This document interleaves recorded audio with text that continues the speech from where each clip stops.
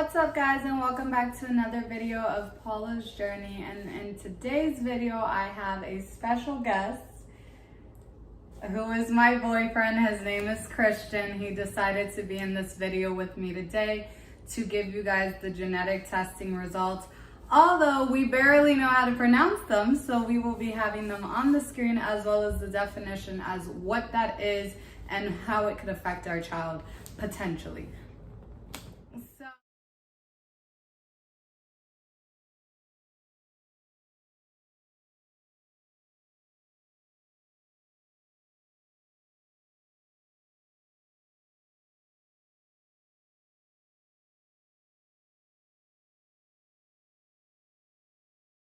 So if you are new here, welcome to my channel. My name is Paula. If you guys have been supporting me and on this journey with me for a while now, welcome back to my channel. I love each and every one of you, and I hope you guys are doing amazing. And make sure to like and subscribe and comment. And let's just get right into the video. Okay guys, so as I was saying, we did come out positive when we had our visit with the genetic counselor. I came out positive for one thing, Christian came out positive for two things. The good thing with this is that me and him do not have the same thing. So because we didn't come out positive for the same thing, it's less than 1% chance that our child will get one of these conditions. But we definitely did come out positive for something. So for me, I'm going to put up what I came out positive as well as the definition. And for him, he came out positive with two things. One has to do with a hemoglobin C trait, which also I will put the name as well as the description here. What did you think about the genetic counselor? She was very informative. Very informative. That is very true.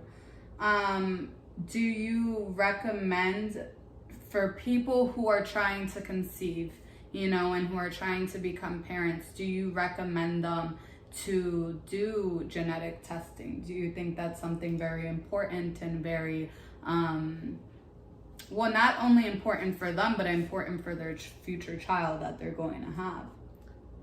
I think it's important because it also, tells you what you're carrying, and also what you can pretty much give to your own child. So it's pretty good to know that, what you have, and if your significant other has the same thing, because if me and her have the same, illness or issues, we might be, passing it along to our child. And that's one of the things that we don't want to do, pass, these bad traits over to our child. So they might have a difficult life when they come into this world. So it was very important. And I think it is important if you're somebody who's, looking forward to wanting to have a child or in the process of it, to get a genetic testing to see what you have and what your spouse has, to make sure that you're not handing that down over to your children. Yeah, and I honestly agree with him too.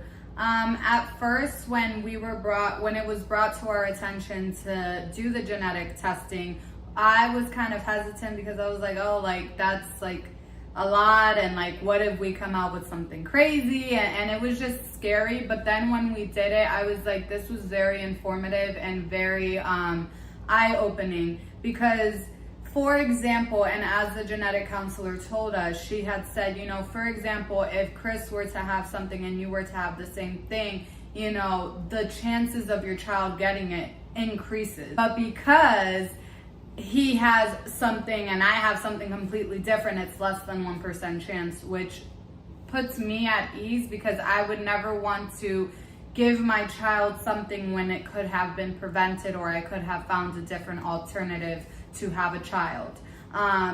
She not only spoke about the genetic testing that we did, but she also really dove into our parents' history. What do our parents carry, or what kind of conditions or diseases do they go through?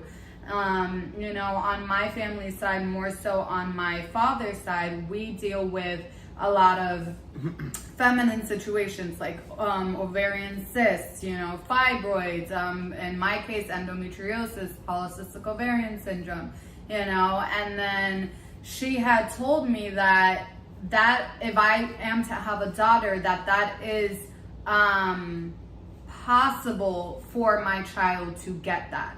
And it was something that kind of, it put me in a spot that I did not feel comfortable with, because I was like, you know, so if I do get pregnant and it's a girl, that's always going to be in the back of my mind. Well, wow, I could potentially give my daughter what I have. And I suffer so much as a human being on my own that to see my child go through the same thing that I go through would literally kill me. Like that is the most devastating thing that a parent can go through, is seeing their child suffer and you can't do anything about it. And so it opened my eyes to that as well, because let's say if we are to go the route of IVF, you know, we can always pick out our gender. So that was very eye-opening for me. And granted, he had advised me that, you know, it's not guaranteed that that's going to happen.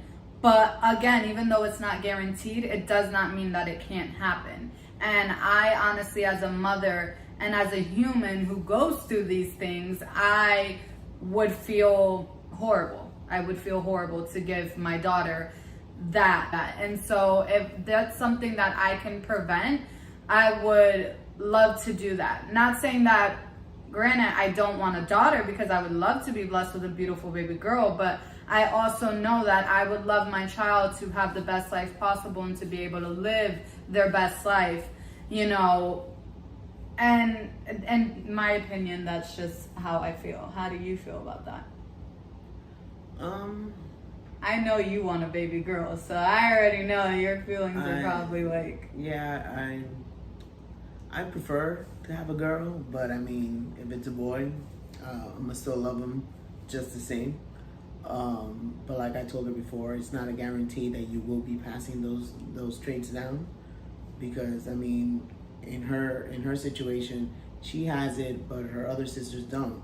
So it could be that it could just not come, you know, to our child.